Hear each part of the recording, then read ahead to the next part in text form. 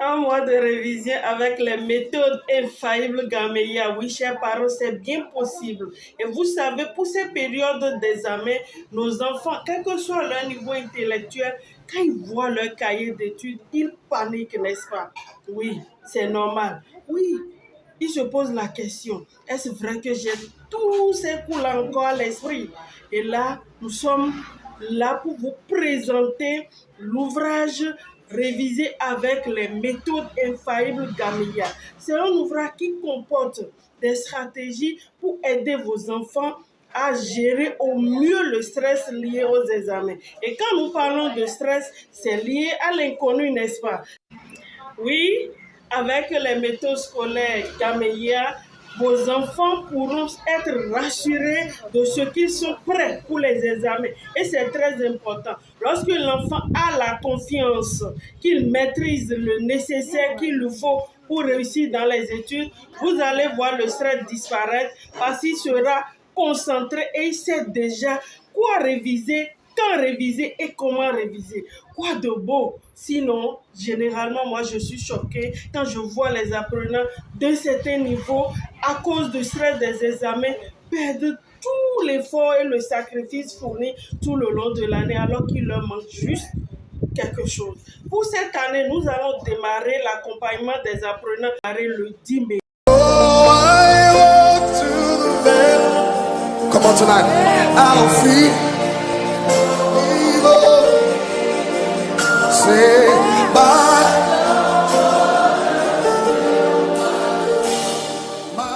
Lorsque j'ai pris fonction au niveau de la DSG, j'ai reçu à plusieurs reprises la visite de Madame Gandaro.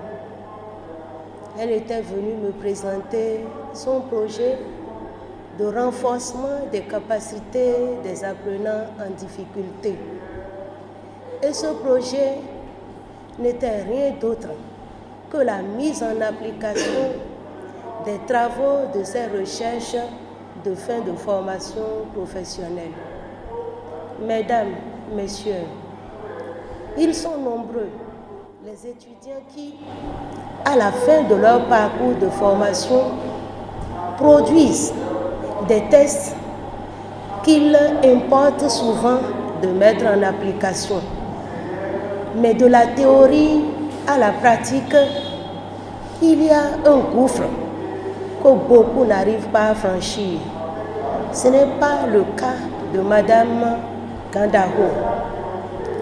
C'est une enseignante de cœur, c'est une enseignante dans l'âme, c'est une enseignante dans l'esprit, c'est une enseignante convaincue, c'est une enseignante volontariste, très très volontariste. C'est une enseignante qui a à cœur d'élever ses apprenants, d'atteindre les objectifs qu'elle s'est fixés par rapport à ces derniers. Et c'est ce qui justifie l'émotion que vous aviez vécue aujourd'hui. D'accord? Pour essayer, j'ai payé tout ce qu'il faut. Et vraiment, elle a commencé par travailler avec l'enfant. Je n'étais pas encore sûr. J'ai appelé l'un de ses professeurs à qui j'ai confié la situation. Il me dit, papa, je vais m'occuper de bien à l'école. Arrivé à l'école, il m'a mis dans un groupe de travail. Juste après un mois, mon enfant a commencé par s'extérioriser. Le professeur m'a dit, tout a commencé bien. Jusqu'au jour où ce professeur qui le suivait lui a téléphoné après le résultat du bac pour dire, tu es admissible.